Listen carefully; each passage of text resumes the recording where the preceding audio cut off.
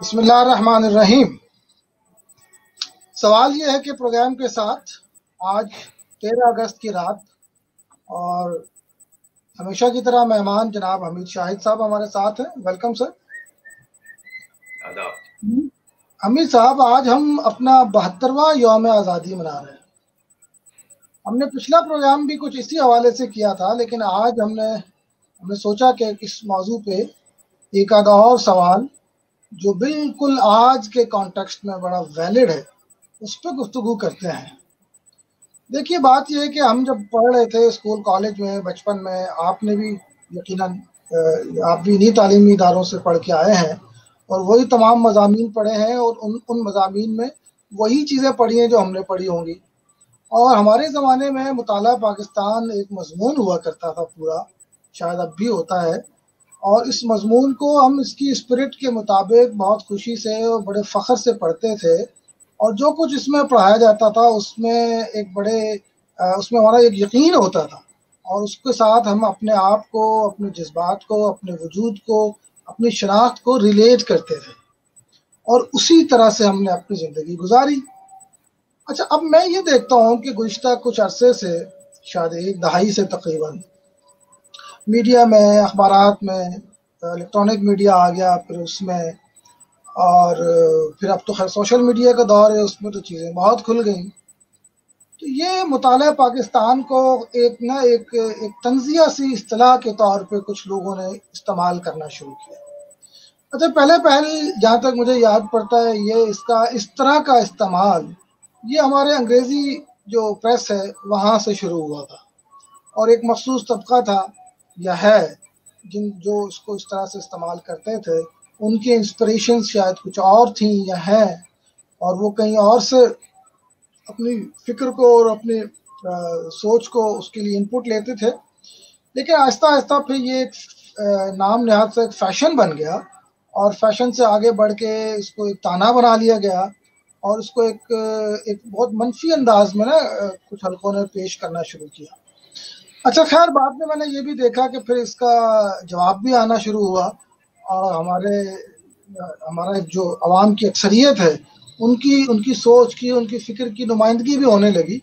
لیکن الٹیمیٹلی یہی ہوا کہ میڈیا، سوشل میڈیا پہ اور ہمارے سماج میں دو گروہ بن گئے، جیسا کہ ہمیشہ بن جاتے ہیں۔ ایک مطالعہ پاکستان کو پرائڈ کے طور پہ لیتا ہے، اس کا حامی ہے، یعنی ریاستی نقطہ نظر جس کو آپ کہہ لیجیے، جو ریاست نے اختیار کیا، اور دوسرا جو اس کو بالکل ہی ڈس آن کرتا ہے۔ تو میرا مقصد آج کی گفتگو کا یہ ہے کہ ہم تھوڑا سا جائزہ لیں کہ ان 72 سالوں کے سفر میں وہ کیا کیا مراحل تھے جو پیش آئے، جن کی بنا پہ آج کچھ لوگوں کو اس طرح کی بات کہنے کا موقع ملتا ہے، اور دوسرے یہ کہ اس بات کی کتنی اہمیت ہے معاشرے میں، اس کو کتنا تسلیم کیا جاتا ہے، یا یہ محض ایک گنا چنا طبقہ ہے لیکن میڈیا میں ان کی آواز بہت اسٹرانگ ہے، اور یہ وہ ہمارے انفلوئنسرز میں سے ہیں اس لیے زیادہ نمایاں نظر آتا ہے، یا کیا حقیقی صورتحال کیا ہے؟ کچھ مختصر سا آپ اس پہ بات کیجیے آج۔ بالکل آپ نے درست کہا۔ اس میں کوئی شک نہیں ہے کہ مطالعہ پاکستان بڑا اہم مضمون رہا ہمارا، بچپن سے لے کے اب تک ایک نسل نے اسے پڑھا اور اسے سمجھا۔ لیکن یہ بھی اپنی جگہ پہ سچ ہے کہ جو آپ نے کہا نا کہ ریاستی نقطہ نظر یا ان کا بیانیہ جو تھا، خود ریاستی بیانیہ بھی بہت سارے مسائل کا شکار رہا ہے، اور جس طرح کا ہمیں اپنے فکریات کے اوپر ہمارا ایک ایمان ہونا چاہیے تھا، اس سطح پہ اس کا اظہار ریاست کی طرف سے یا ریاست میں جو لوگ آتے گئے یا جو حکمران بنتے گئے، تو مجھے یوں لگتا ہے کہ ان کی طرف سے بھی کمزوری مسلسل آتی گئی، اور اس کمزوری کا فائدہ اٹھایا ان لوگوں نے جو بنیادی طور پہ اس کی فکر جس کے اوپر یہ پاکستان کا قیام عمل میں آیا، اس پہ ان کا کوئی ایقان نہیں تھا، اس پہ ان کا یقین نہیں تھا۔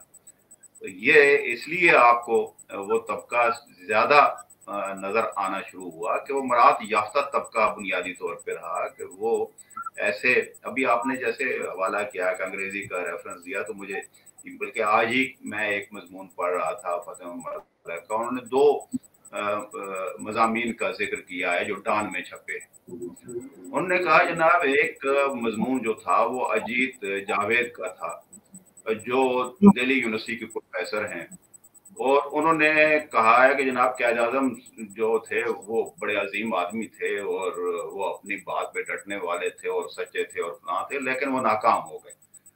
और नाकामी की उन्होंने क्या वजह बताया, उन्होंने कहा जी कि वो जो हिंदुस्तान है उसको मुतहदा नहीं रख सके, ये तकसीम हो गया, तो उन्होंने इसे नाकामी कहा। जो उनकी कामयाबी थी वो उनकी नाकामी बता रहे थे, और ये हमारे यहाँ डान में उसके वो छप रहा था।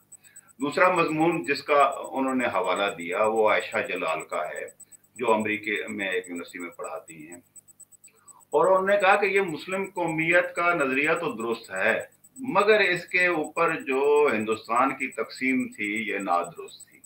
ये जो है वो डान में ये चीजें, खैर इस पे उन्होंने बहस की जो भी है। लेकिन अब देखिए कि इसमें कोई शक नहीं, जो आपने फरमाया ना कि हमारे यहाँ एक पूरा तबका है जो एक कन्फ्यूजन फैला रहा है, एक शकूक पैदा कर रहा है कि शायद जो कुछ हुआ वो दुरुस्त नहीं था। यहाँ तक तो मैं आपसे पूरी तरह मुत्तफिक हूँ। फिर आप आगे बढ़ते हैं तो फिर बात करते हैं। जी प्लीज। जी बिल्कुल आपने इसका अच्छा वो दिया, उसको बात को आगे बढ़ाया। देखिए मैं ये कहना चाहता हूँ, मसलन जो आज की नस्ल है, आज की नस्ल से मेरी मुराद जो इस वक्त शऊर की दुनिया में कदम रख रही है, जाहिर सी बात है इस तरह की चीज़ जब वो देखते हैं और पढ़ते हैं, और फिर हमारे निसाब में जो तब्दीलियाँ आई हैं वक्त के साथ साथ, उसमें भी वो कंटेंट जो मुताला पाकिस्तान के उन्वान से था उसमें कमी आई है। फिर बहुत से नए हकायक, खा वो माजी के रेफरेंस से हों या तारीखी हकायक हैं, वो अपने अपने अंदाज से मुख्तलिफ लोग सामने लेकर आते हैं। अच्छा, तो वो नई नस्ल जिसकी अटैचमेंट इतनी ज़्यादा बावजूद नहीं हो पाई हमारी रियासत की बुनियादी नज़रिए से, तो वो उनके जहन में एक कन्फ्यूजन तो क्रिएट होता है डेफिनेटली। अच्छा, अब वो एक तरह की कभी वो माजरत खाही की उनके यहाँ कैफियत नज़र आती है मुताला पाकिस्तान को लेके। साथ ही मैं एक और मौजू जो हमारा दूसरा हिस्सा है, 2 कौमी नज़रिया, उसको भी मैं चाहता हूँ कि हम शामिल कर लें, क्योंकि उसकी अब आज गुज़िश्ता 2, 4, 5 साल में जब से हमारे पड़ोसी मुल्क में ये जो हुकूमत आई है, मोदी सरकार, उसके आने के बाद तो वो 2 कौमी नज़रिया का एक तरह से यूँ कहिए कि दोबारा वो वैलिडेट होता नज़र आ रहा है। तो इस चीज़ को भी हमें रियलाइज करवाते हुए इस मुताला पाकिस्तान को दोबारा से अपने सही कॉन्टेक्स्ट में नई नस्ल के सामने रखने की ज़रूरत है।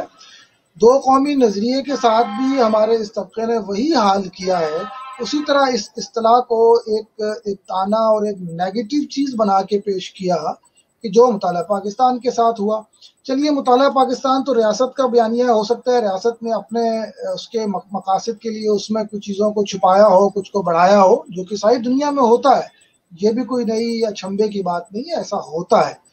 लेकिन 2 कौमी नज़रिया तो एक ऐसी जीती जागती चीज़ थी जो बरसरे ज़मीन किस्सा है। ये कोई हवा में तो बात नहीं है, कोई नजरी बात तो नहीं थी महज। और आज का अगर आप इंडिया या भारत देखें, वहाँ की हुकूमत को देखें, वहाँ के नाम नहाद सेकुलरिज्म को देखें, और वहाँ के मुसलमानों की सूरत हाल को देखें, तो ये 2 कौमी नज़रिया और कायद आज़म की अप्रोच और ख़ुद क़याम पाकिस्तान, ये कितनी बड़ी जिंदा हकीकत बन के दोबारा से सामने आ रहा है। इस पर्सपेक्टिव में आप जरा सा बयान कीजिए चीज़ों को। चले, आपने अच्छी बात कही।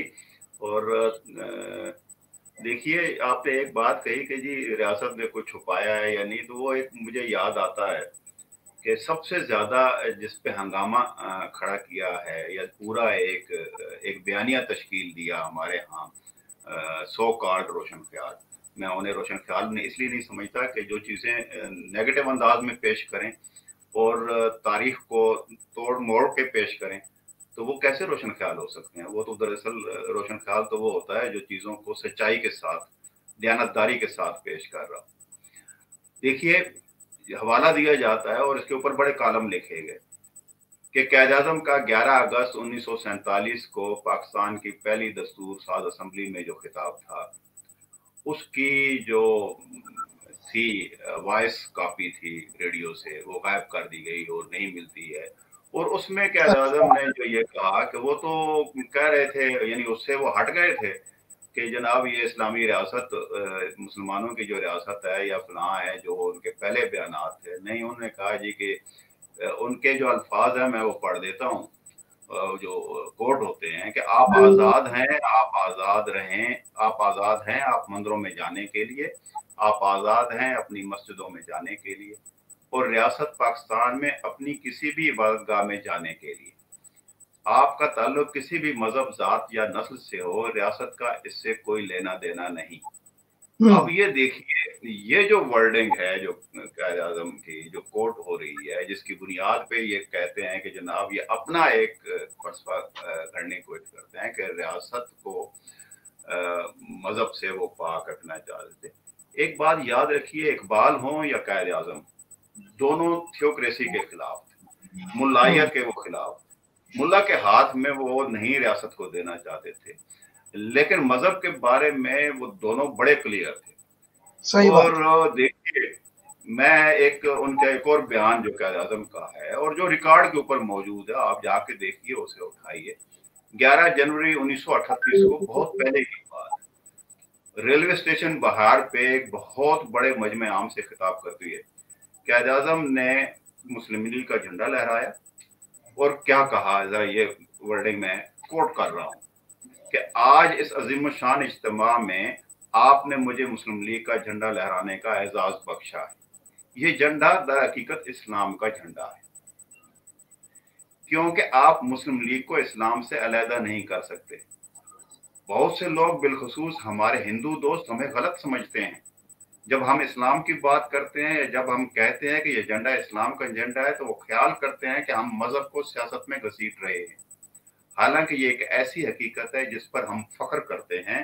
इस्लाम हमें मुकम्मल ज़ाब्ता हयात देता है। ये न सिर्फ एक मजहब है, बल्कि इसमें कवानीन, फलसफा, सियासत सब कुछ है। दर हकीकत इसमें वो सब कुछ मौजूद है जिसकी एक आदमी को सुबह से रात तक जरूरत होती है। जब हम इस्लाम का नाम लेते हैं तो हम इसे एक कामिल लफ्ज की हैसियत से लेते हैं। हमारा कोई मकसद नहीं, बल्कि हमारे इस्लामी ज़ाब्ता की बुनियाद आज़ादी, अदल और मुसावात और अखुवत है। एक तो बात ये हो गई कि वो बड़े क्लियर थे इसके बारे में कि उन्होंने जब मजहब का लिया तो वो मजहब का क्या कॉन्सेप्ट उनके पास था कि सिर्फ ये जो है कि माज रस्मियात जो हैं मजहबी, उनकी अदायगी है, या ये कि बुनियादी तौर पर एक पूरा कल्चर जो है, एक पूरी तहजीब जो है, उसके अंदर रह के जिंदगी एक ऐसी फिजा बनानी है जिसके अंदर उस मुल्क की जरूरतों में महसूस हो। अच्छा देखिए, ये जो बात है ना, ये जो कायद आज़म ने 11 अगस्त 1947 को कही, यही बात कायद आज़म इससे पहले भी कह रहे हैं। और उन्होंने, कायद आज़म ने, ये जो 29 मार्च 1944 की तकरीर है, जरा वो भी देख लीजिए, सिविल मिलिट्री गजट लाहौर में ये शाया हो गया। इसका इक़्तिबास में पढ़ देता हूँ। अगर पाकिस्तान कायम हो गया तो उनके साथ रवादारी, इंसाफ और फ्याजी का सलूक किया जाएगा। अक़लियतों को ये हकूक कुरान ने दिए हैं और मुसलमानों की तारीख उनको यही सबक सिखाती है। अलबत्ता चंद इस्तिस्नाई सूरतों में मुमकिन है कि बाज़ अफराद ने बदसलूकी की हो। तो जब ये बदसलूकी कहीं होती है तो ये वो इस्तिस्नाई सूरतें हैं अब भी। लेकिन इसका मतलब ये नहीं है कि पाकिस्तान का जो तस्वर दिया है कायद आज़म ने, उसके अंदर मजहब को बिल्कुल उठा के एक फर्द का जाती मसला बना के बिल्कुल लपेट के एक तरफ नहीं कर दिया गया, और जो मर्जी है चाहे करते रहे, और रियासत का कोई जिम्मेदारी नहीं।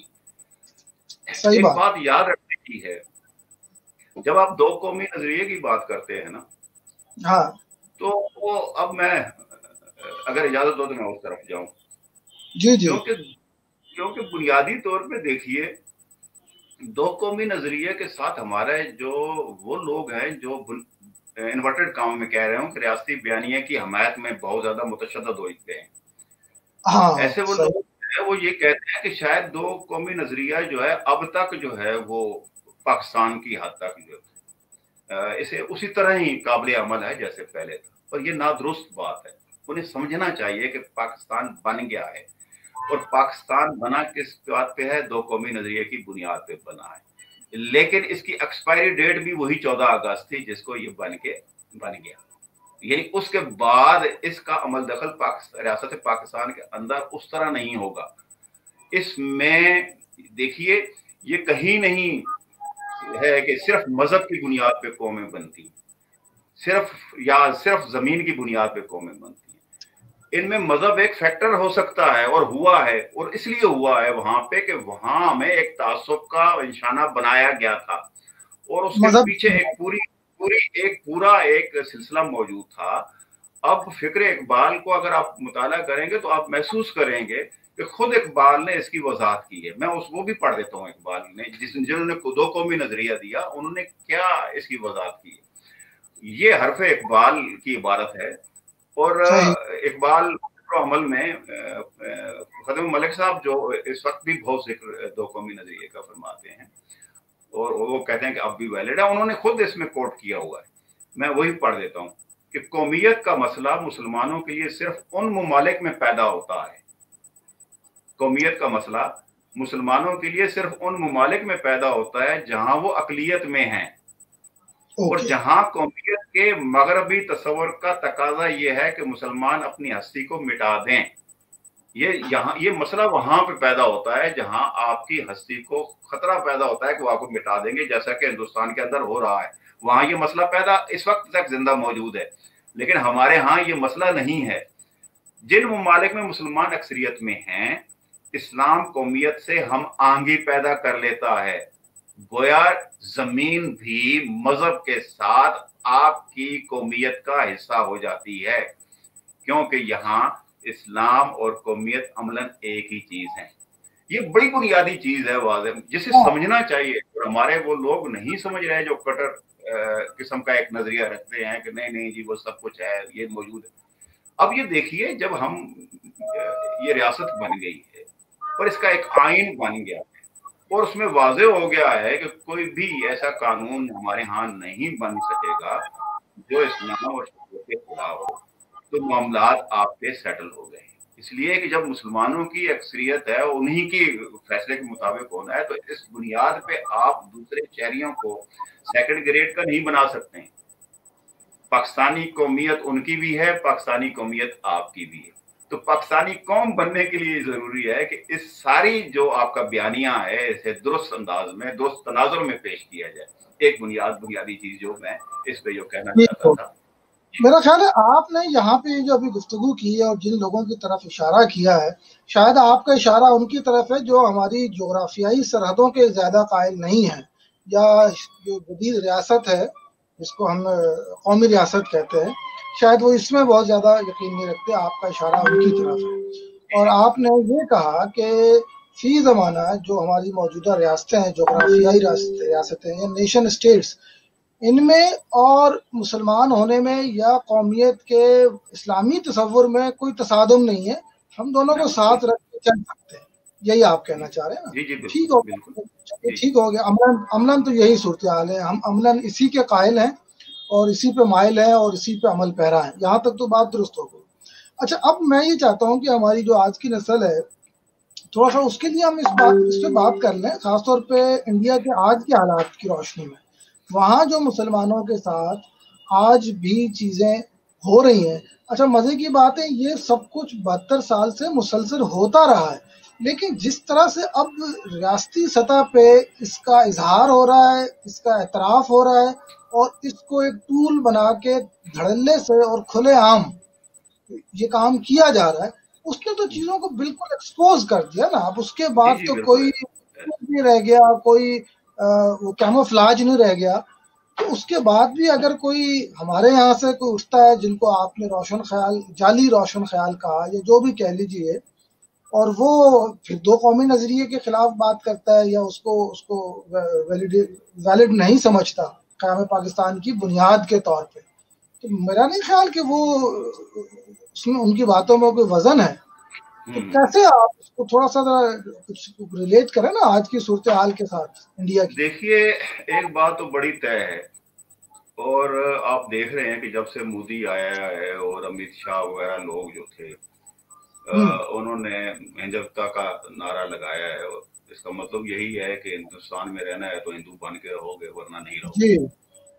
तो जब आप, ये वही चीज है जो बुनियादी तौर पे आपको एक कौम बनने पे मजहब की बुनियाद पे आपको मजबूर किया जिसने, और आप वहां से आप दो कौमी नजरिए की बुनियाद पड़ी थी। लगभग ये वही चीज है जो उन्होंने कायद आज़म ने भी देख ली थी और इकबाल ने भी देख ली थी। हालांकि दोनों देखिए, दोनों पहले सारे जहां से अच्छा हिंदुस्तान हमारा इकबाल कह रहे थे, और कांग्रेस के साथ कायद आज़म मौजूद थे और कोशिश कर रहे थे कि ये पूरा मुतहद रहे, लेकिन उन्हें जो वहां पे उन्होंने महसूस किया वो यही था कि ये हम साथ चल नहीं पाएंगे।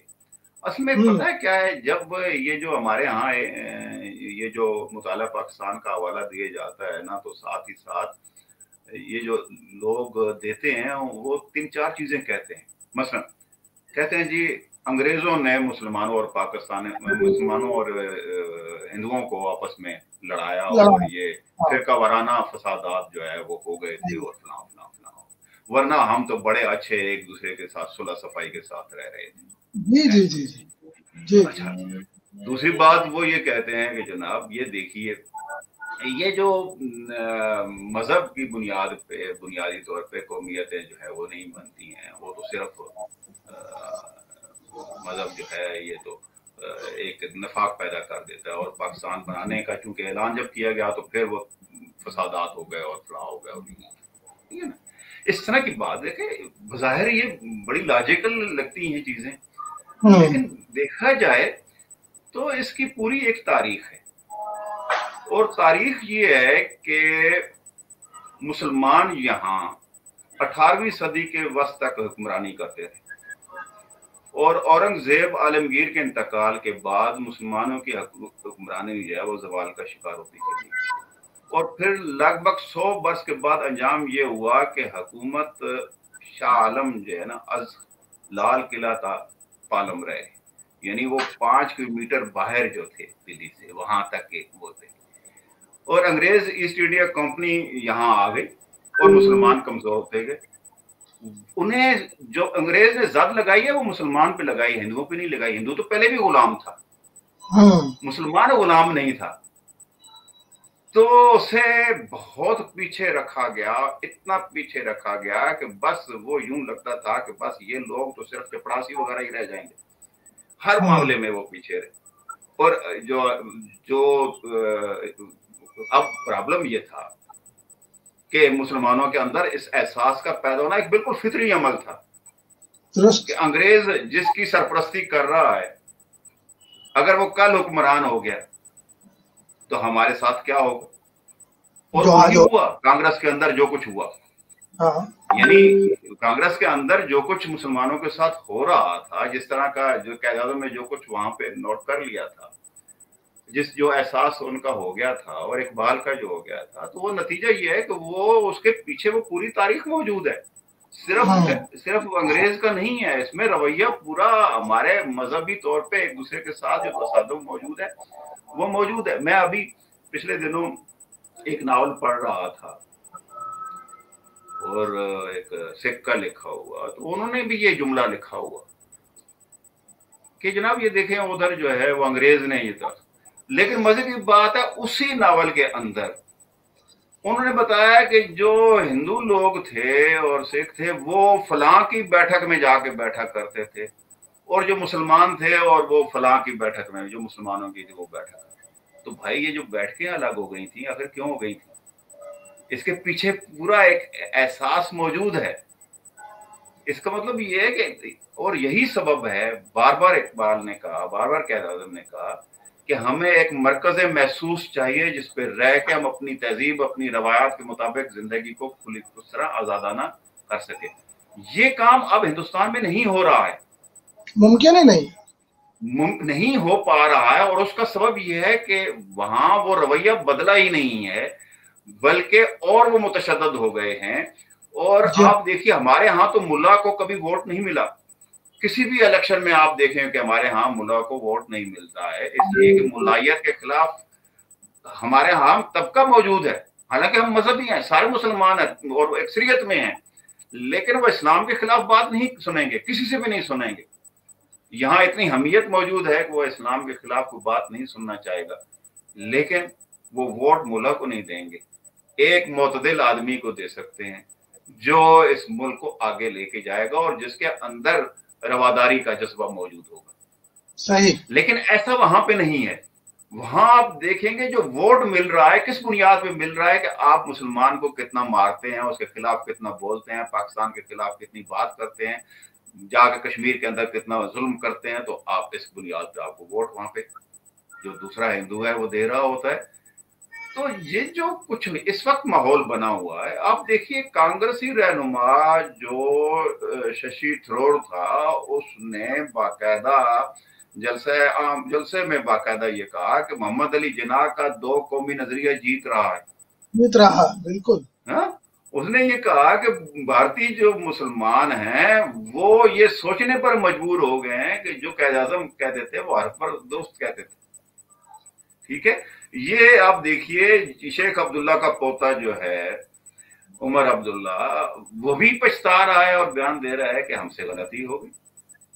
और महबूबा मुफ्ती जो है वो चहेती थी जो वहां के हुक्मरानों की, और वो भी कह रही है कि हमें अफसोस है, लेकिन अब हाथ मल रहे हैं अफसोस से। इसका मतलब ये है कि ये बुनियादी तौर पे आप देखिए, ये बहुत अहम बात है कि भारत के अंदर अगर तो ये जो जिसे आप कहते हैं ना एक ऐसी रियासत जिसका मजहब से कोई ताल्लुक ना हो वहां पे, तो वैसी तो रियासत वहां नहीं है। जी हाँ, तो वैसी तो वो रियासत नहीं है, वो बाकायदा है। देखें आप, बाबरी मस्जिद का मसला आपके सामने है। बाबरी मस्जिद में क्या हुआ है, और यानी आपके कोर्ट्स तक, उसके हिंदुस्तान के कोर्ट्स तक जो हैं वो बाकायदा एक अपनी फिक्र को, अपने नजरिए को साथ रखते हैं और फिर फैसला करते हैं। मौजूदा वजीर आज़म क्या किया है वहां पे, जी अंदर का, इससे बढ़ के और क्या होगा। हाँ, तो ऐसा है, जब ऐसी सूरत हाल होगी तो दो कौमी नजरिए को शायद वहां के मुसलमानों ने जिंदा नहीं रखा हुआ, वहां के हिंदुओं ने जिंदा रखा हुआ।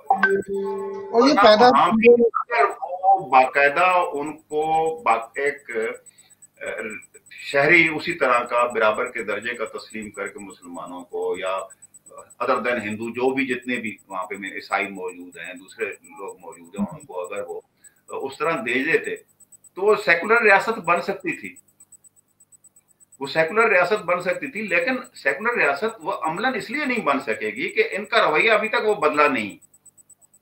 वो जो बुनियादी वो जो है वो खुद ब खुद इनको दूसरी कौम जो है वो एक तरफ कर रहे हैं। तो यही वो हालात थे जिनमें पाकिस्तान बना। अच्छा, इसमें और इसी बुनियाद पे अब लिखने वाले ये कहते हैं कि कितने पाकिस्तान, इसके बाद तो कोई पता नहीं है। जी।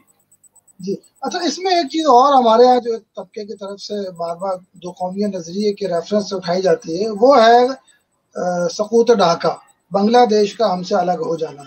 वो गोया एक तरह से इस दो कौमी नजरिए की तनसीख साबित करते हैं इससे, जबकि मेरा ये ख्याल है कि दो कौमी नजरिया तो शायद इससे मजबूत हुआ होगा या इससे मजीद वैलिडेट हुआ होगा, इससे उसकी तनसीख तो नहीं होती। तनसीख तो उस सूरत में होती कि अगर खुदा न खास्ता बंगाल हमसे टूट के दोबारा अपने इंडियन बंगाल के साथ या भारत के साथ जाके मिल जाता और इल्हाक कर लेता, तो वो तो ऐसा तो नहीं हुआ। मुसलमान होने की बुनियाद पे वो आज भी एक अलग मुसलमान कौम, मुसलमान होने की शनाख्त के साथ एक मुसलमान मुल्क के तौर पे दुनिया के नक्शे पे मौजूद है। और अब तो खैर बहुत रिसेंटली जो उनके मामलात हुए हैं इंडिया के साथ और ताल्लुकात और तनाज़ात, उससे तो ये चीज़ और बिल्कुल वाज़ेह हो गई कि वो दो कौमी नज़रिया अपनी जगह पे बिल्कुल एक मालूम हकीकत था। और आपने बड़ा दुरुस्त कहा कि इसको ज़िंदा रखने में और इसको पैदा करने में मुसलमानों का नहीं बल्कि खुद हिंदुओं का किरदार था। और ये बात वहाँ के उनके बहुत से इंटेलेक्चुअल आज इसका एतराफ़ कर रहे हैं, लिख रहे हैं, बेशुमार किताबें आई हैं। تو میرا خیال ہے ہماری آج کی نسل کو ان دونوں اصطلاحات کے حوالے سے اپنے اندر یقین پیدا کرنا چاہیے، اور اس کے ساتھ اپنے آپ کو جوڑنا چاہیے، اس کو سمجھنا چاہیے، یہ ہمارے ملی وجود کی بنیاد ہے۔ اس سے ہٹ کے یا اس سے ڈیٹیچ ہو کے شاید ہم اپنے وجود کو دریافت بھی نہ کر سکیں۔ تو کوئی ایسی چیز آپ اگر مزید کہنا چاہیں کہ ہمارے سننے والے۔ دیکھیں آپ نے جو مشرقی پاکستان کا حوالہ دیا نا، یہ جی اپنی جگہ پہ درست ہے، لیکن دیکھیے یہ دھچکا تو تھا، یہ ماننا پڑے گا کہ بڑا شدید دھچکا ہمیں لگا جی جب ہم 2 لاکھ ہوئے۔ جی درست اور بات ہے۔ مجھے یاد ہے، میں اس رات کو نہیں بھول سکتا ہوں جب یہ سقوط ڈھاکہ کا، میں سقوط ڈھاکہ اپنے لفظوں میں کہہ رہا ہوں، ورنہ تو بنگلہ دیش والے تو آزادی اسے کہیں گے، تو ہمارے ٹوٹنے کا آپ کہہ لیجیے۔ تو یہ درست ٹوٹنا دراصل بہت بڑا تکلیف دہ تھا ہمارے لیے، اور ہمارے لیے نہیں، ہماری اس جنریشن کے لیے جنہوں نے پاکستان بنتے دیکھا تھا ان کے لیے بھی۔ مجھے یاد صحیح۔ ہے والد صاحب میرے اس رات سین میں یوں گھوم رہے تھے جیسے ایک چکر کاٹ رہے ہوں، اور وہ بار بار آسمان کی طرف اشارہ کرتے تھے اور کہتے تھے کہ دیکھو وہ ٹوٹ گیا۔ اور وہ ٹوٹنے کا یوں تھا، وہ یوں جب بات کرتے تھے یوں لگتا تھا جیسے آسمان کے اندر جو سارے ستارے ہیں وہ گولا بنے ہیں، اور گولا بن کے آپس میں ملے اور بام ٹکرائے ہیں اور ٹوٹ کے یوں نیچے آئے ہیں کہ ہمیں لگتا تھا کہ ہمارے بدن کے اوپر وہ برس گئے۔ اب وہ تکلیف دہ بات تو تھی، اور دیکھیے کیوں تھی، ہمیں سمجھنا چاہیے خرابی ہم میں کیا ہوئی ہے کہ ہم نے ملک تو بنا لیا۔ منٹو صاحب نے جو لکھا کھول دو افسانہ، ذرا اس کی تعبیر ذرا دوسری طرح کر کے دیکھیے کہ کھول دو، ایک سکینہ ہے، خاتون آئی ہے اور اپنے ملک میں آتی ہے، اور یہاں جو ہیں جنہوں نے اس کا حفاظت کرنے تھی، وہ جو محافظ ہیں، جو وہاں رضاکار ہیں، وہی اسے باری باری اس کی عصمت دری کرتے۔ تو یہاں پاکستان رکھ لیجئے اس خاتون کی جگہ، اور دیکھ لیجئے کہ ہمارے ساتھ ہو کیا رہا ہے، ہمارے حکمرانوں نے ہمارے ساتھ کیا کیا، ہمارے ان لوگوں نے کیا کیا ہے جنہوں نے اس ملک کو بنانا تھا اور آگے لے کے جانا تھا۔ ان کے ساتھ سکینہ جیسا اس ملک کے ساتھ انہوں نے سلوک کیا ہے۔ نتیجہ یہ ہے کہ نئی نسل کیا کرے بیچاری، ہم نے ایسے ورثے میں دیا ہے یہ چیزیں۔ یہ بات سمجھنے والی ہے کہ ہم نے بھی ظلم کیا ہے، ان لوگوں نے ظلم کیا ہے، جن لوگوں نے ظلم کیا ان کے گریبان تک ہاتھ ہمارے کورٹوں کا نہیں پہنچا، ہماری عدلیہ تک نہیں پہنچا۔ کتنے کمیشن، محمود رحمان کمیشن پڑا ہے، رپورٹ کی جتنی بھی رپورٹس آتی ہیں 1 2 3 ساری گنتے چلے جائیں، ان پہ کیا ہوا ہے؟ اگر اس کے اوپر کچھ ہوا ہوتا تو آج کی نسل کا اس کے اوپر ایمان بھی اسی طرح مستحکم ہوتا۔ ہر لٹیرا آتا ہے اور اس ملک کی بنیادیں ہلا کے چلا جاتا ہے، اور ہمیں سمجھ نہیں آتی کہ یہ کیا ہو رہا ہے۔ سوال یہ ہے کہ وہ جو جسے ہمیں اس خاتون کو، جو منٹو کی وہ خاتون تھی، اسے باعزت اپنے کیمپ میں کیوں نہیں رہ سکی، اسے اپنے گھر میں کیوں نہیں پہنچ سکی، تو بالکل ایسے ہی پاکستان اپنی منزل تک کیوں نہیں پہنچ سکا۔ ان سوالوں کا بہرحال جب تک ہمارے پاس جواب نہیں ہوگا، ہمارا جو اس کے اوپر ایمان ہے وہ مستحکم نہیں ہو سکے گا۔ تو پاکستان جب ٹوٹا تھا تو ہمیں دکھ ہاں ہوا تھا، اور یہ بڑی زیادہ پڑی تھی ہمارے اوپر، اور ہمیں بالکل متزلزل ہو گئے تھے کہ کیا ہمارے ایمان، بالکل ایسی ہی بات ہے نا جیسے حضور اکرم صلی اللہ علیہ وسلم جب فوت ہو رہے تھے تو وہ ایک پورا جو صحابہ تھے وہ ایک کیا بھی یہ، یا جب جی ظلم ہوتا تھا، شدت ہوتا تھا، تو ایک دفعہ وہ کہتے تھے کہ ہم سچ پہ نہیں ہیں۔ یعنی یہ چیز آدمی کے ذہن میں انسانی نفسیات کا حصہ بنتی ہے۔ یہ الگ بات ہے کہ مشرقی پاکستان بنگلہ دیش بننے کے بعد ایک اسلامی ملک کے طور پہ ایک الگ وجود رکھتا ہے، وہ بھارت کا ایسا نہیں بنا ہے کہ ہم کہیں کہ جی وہ اس قوم کا ایسا ہو گیا۔ بالکل اس کا وجود الگ ہے، اور وہ بلکہ اس 2 قومی نظریے کی بنیاد پہ ہی وہ ایک الگ ملک کی صورت میں کھڑا ہوا ہے۔ جی ہاں جی ہاں یہ الگ بالکل بات ہے، درست ہے آپ کا صحیح ہے۔ بات، لیکن یہ ہے ایک تکنیکی بات، اور یا آپ کہہ لیں ایک تھیوریٹیکل بات ہے، لیکن پریکٹیکل کیا ہو رہا ہے اس ملک کے ساتھ اسے بھی نظر میں رکھا جانا چاہیے۔